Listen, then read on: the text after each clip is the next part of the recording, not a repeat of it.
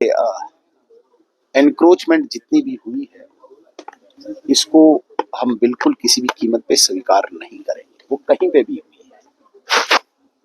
अगर हम इस चीज को स्वीकार करते हैं तो हम एनकरेज कर रहे हैं ऐसे उस तबके को, ऐसे उस एलिमेंट को जो इस प्रकार के जिसे कहेंगे हम कि एनक्रोचमेंट ही नहीं, मतलब किसी और इंटेंशन को बढ़ावा देता है। कहीं न कहीं इस पे डिस्कशन होनी चाहिए, और डिस्कशन ही नहीं, इसके बाद एक्शन भी होना चाहिए। जेडीए लैंड हो, स्टेट लैंड हो, फॉरेस्ट लैंड हो, जिस प्रकार से जम्मू में एनक्रोचमेंट हुई है, मुझे लगता है इसका पर्दाफाश होना चाहिए। जितना मेरा नॉलेज है, कुछ बड़े बड़े मगरमच्छ भी इसमें हैं, बड़े पॉलिटिशियंस हैं, बड़े बिजनेस हाउसेज हैं और बड़े दिग्गज जिनके नाम ये सामने नहीं ला रहे हैं। तो मुझे लगता है कि एनक्रोचमेंट के लिए कोई भी यहाँ पे स्पेस नहीं होनी चाहिए, और कानून अपना काम करना चाहिए। कानून को बिल्कुल अनबाइज्ड होकर बड़ी सख्ती से आगे बढ़ना चाहिए। यही वजह पर साफ तौर पर उन पर आरोप है, और जो नेशनल कॉन्फ्रेंस के लीडर हैं उन्होंने भी यही आरोप लगाया कि वे बहुत बड़े लैंड ग्रैबर हैं। इन्होंने खुद 8 कनाल से ज्यादा की लैंड जो है ग्रैब कर रखी है सरकार की। तो इस पर उन्होंने फिलहाल मांग की है कि इस पर भी इन्वेस्टिगेशन होनी चाहिए। मुझे लगता है, मैंने सुना विक्रम रंधावा जी को, उनने कहा है कि जहां पे मेरी है ले जाओ। वो तो कहीं पे भी क्लेम नहीं कर रहे हैं। अगर जेडीए लैंड है, स्टेट लैंड है, वो तो तैयार है, ले जाइए।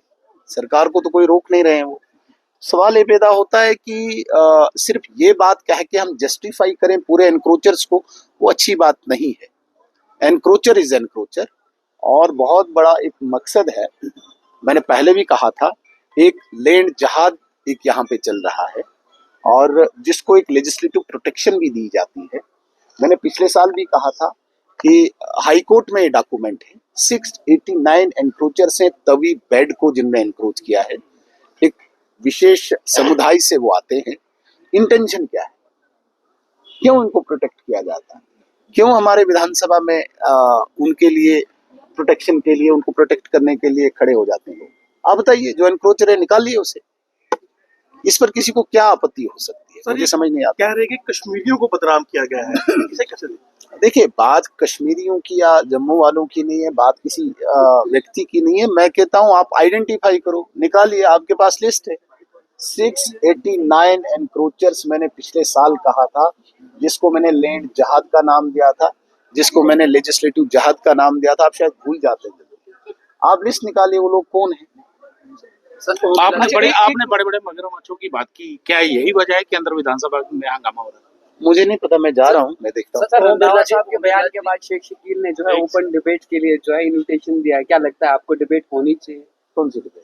शेख शकील ने कहा है कि वो मेरी बात सुनिए सर, ये जो क्राइम होता है ना, इसमें कोई डिबेट या तमाशा नहीं होना चाहिए। सीधे कानून अपना काम करना चाहिए। हाँ। ये कोई शहर में तमाशा करना है क्या? आपके पास डिटेल है, जिसने एनक्रोच किया है, कानून अपना काम करे। इसमें डिबेट की कहाँ गुंजाइश आती है? डिबेट जिसको करनी है, मैं नहीं जानता कौन बोल रहे हैं डिबेट करो, उनने करनी है कर ले डिबेट, लेकिन कानून थोड़ी डिबेट वालों का वेट करेगा। कहीं पे कोई क्राइम हो रहा है, कोई जुर्म हो रहा है, तो आप बोलोगे नहीं पहले डिबेट होगी। किस बात की डिबेट?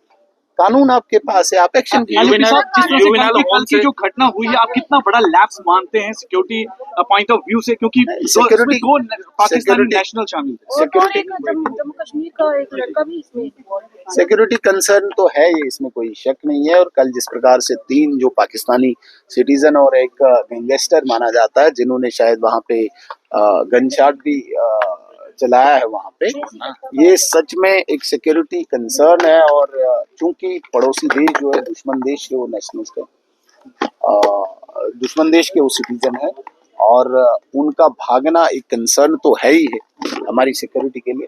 लेकिन जिस प्रकार से हमारी एजेंसीज और आज जो चौकन्ना है हमारा सेटअप, मुझे पूरी उम्मीद है कि उन पे शिकंजा कसा जाएगा और उनको जरूर गिरफ्तार।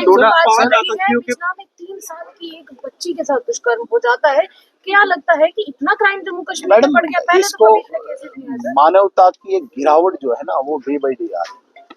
मानवता गिरना भी जो है ना, मतलब ये सामने आ रहा है।